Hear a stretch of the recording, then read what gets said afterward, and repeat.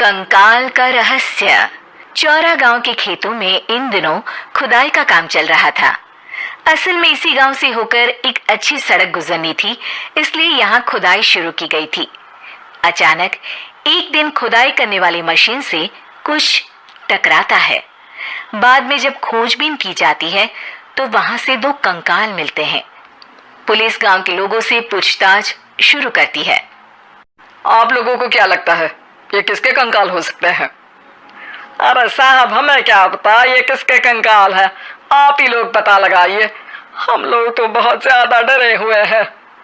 हाँ, हमारी forensic team अभी आ रही है।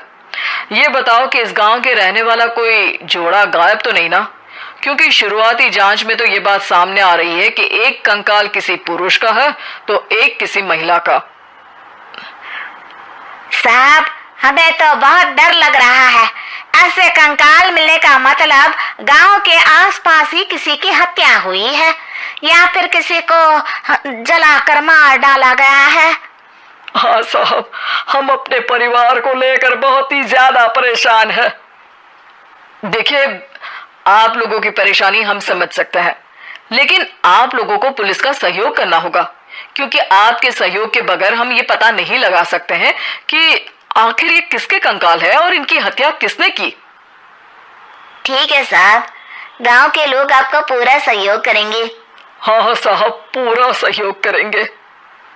तो फिर ठीक है, हम अपनी जांच शुरू कर देते हैं। कुछ दिन बाद जांच रिपोर्ट आ जाती है।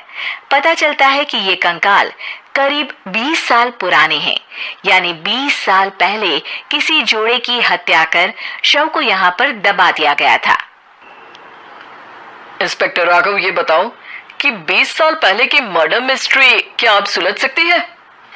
हाँ सर, क्यों नहीं, लेकिन अब सबूत और गवाह काफी मिट गए होंगे।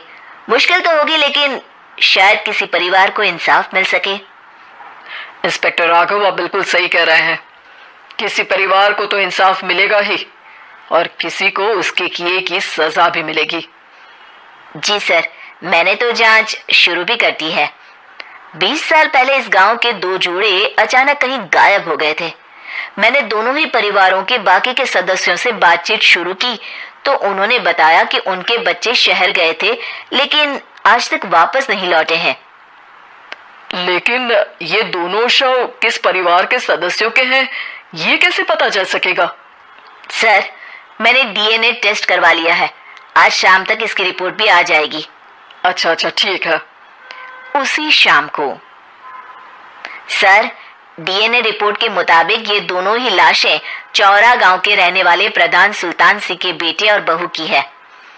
लेकिन इनकी हत्याएं किसने की है, ये कैसे पता लगेगा? इसी का तो पता लगाने की कोशिश में जुटा हूँ सर। आज सुल्तान सिंह से मिलने भी जा रहा हूँ। मेरा बेटा और बहू तो मेरे लिए सिर्फ यादों में ही रह गए थे। हमें उनकी लाशें तक नहीं मिल सकी थी।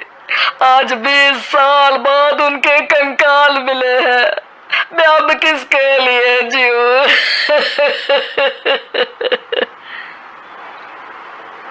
लेकिन सर, क्या आपकी किसी से कोई दुश्मनी थी? अपने बेटे बहू की हत्या के लिए आप किसे जिम्मेदार मान रहे हैं? अब मैं किसका नाम बोलूं?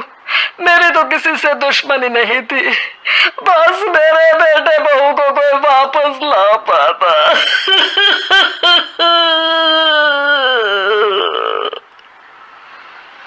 इसके बाद सुल्तान सिंह फूट फूट कर रोना शुरू कर देते हैं। सर, अब आप इनका अंतिम संस्कार करवा सकते हैं। कम से कम इनका शरीर ना सही, इनका कंकाल तो आपको मिला है। लेकिन हाँ, अगर आपको कुछ भी याद आए तो जरूर बताइएगा। मेरी तो बेटा अब उम्र हो गई है, लेकिन मेरे बेटे और बहू के हत्यारों का जरूर पता लगाइएगा, क्योंकि जब तक हत्यारे पकड़े नहीं जाएंगे मेरा मन नहीं मानेगा। सर, हमारी पूरी कोशिश रहेगी हत्यारे को पकड़ने की। लेकिन एक बात बताइए, उस वक्त आपको किस पर शक गया था? उस वक्त मेरे एक ड्राइवर को पकड़ा गया था, लेकिन सबूतों के अभाव में उसे छोड़ दिया गया था। अच्छा, और ड्राइवर पर कैसे शक हुआ था? क्योंकि उस दिन ड्राइवर छुट्टी पर था। उस समय लेकिन लाश क्यों नहीं मिल सकी थी? उस वक्त पुलिस ने बहुत कोशिश की थी, लेकिन दोनों की डेड बॉडी नहीं मिल सकी थी। ठीक है, हमारी तफ्तीश चल रही है, मैं फिर आऊंगा। इसके बाद इंस्पेक्टर वहां से चला जाता है और सुल्तान सिंह अपने बेटे और बहू की याद में खो जाते हैं। कुछ दिन बाद सुल्तान सर, एक बात बताइए, जब आपके बेटे बहू की हत्या हुई थी, उसी के आसपास आपके ही गांव का रहने वाला एक और जोड़ा उसी वक्त गायब हो गया था ना? हाँ सर, अलका और अभिषेक, वो भी मेरे बच्चों जैसे ही थे। तो फिर वो कहाँ है? उनका भी आज तक पता नहीं चल सका, लेकिन बताते हैं कि कुछ साल पहले अभिषेक को गांव के ही किसी आदमी ने मुंबई में देखा था, लेकिन फिर वो गायब हो गया। यानी अभिषेक और अलका की हत्या नहीं हुई थी, बल्कि उन्होंने किसी वजह से खुद ही गांव छोड़ दिया था। हाँ, हो सकता है, क्योंकि अभिषेक मेरे बेटे संतोष का अच्छा दोस्त था और उसका मेरे घर भी आना जाना लगा रहता था। हो सकता है कि उसने मेरे बेटे और बहू के बारे में सुन लिया हो और ये गांव छोड़ दिया हो सकता है। उनके परिवार का कोई अब नहीं रहता क्या इस गांव में? अब तो कोई नहीं रहता। एक चाचा थे, लेकिन उन्होंने भी अपना पुश्तैनी मकान बेच दिया है। वो भी अब कहीं शहर में ही बस गए हैं। ओह, अभिषेक और अलका के बारे में भी पता लगाना होगा। हो सकता है कि वही इस हत्या के बारे में कुछ बता सके। हो तो सकता है, लेकिन वो बेचारे तो खुद ही वक्त के मारे थे, वो क्या बताएंगे। फिर भी सर, जब केस दोबारा खुला है तो जांच तो करनी ही पड़ेगी, और इस बार तो लाशें भी बरामद हुई है। कुछ दिन तक लगातार तफ्तीश चलती रही। एक दिन थाने से सुल्तान सिंह को फोन आता है।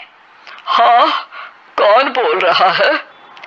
सर, मैं कांस्टेबल टूलाराम बोल रहा हूँ थाने से। आपको थाने आना पड़ेगा। थाने? लेकिन क्यों? सर, किसी की पहचान करवानी है। अच्छा ठीक है, मैं दोपहर तक पहुंचता हूँ। सुल्तान सिंह दोपहर में थाने पहुंचता है। कई पुलिस के अधिकारी वहां मौजूद रहते हैं। सर, आपके बेटे की हत्या का रहस्य आज शायद सुलझ जाए। अच्छा इंस्पेक्टर राघव, पर वो कैसे? सर, उस आदमी को देखिए, क्या वही अभिषेक है? सुल्तान सिंह की आंखों में हैरानी से आंसू आ जाते हैं। हाँ सर, यही अभिषेक है। ये आपको कहाँ से मिला? सिर्फ अभिषेक ही नहीं, बल्कि इसकी पत्नी अलका भी इसके साथ है। मैडम, जरा अभिषेक की पत्नी को लाइए।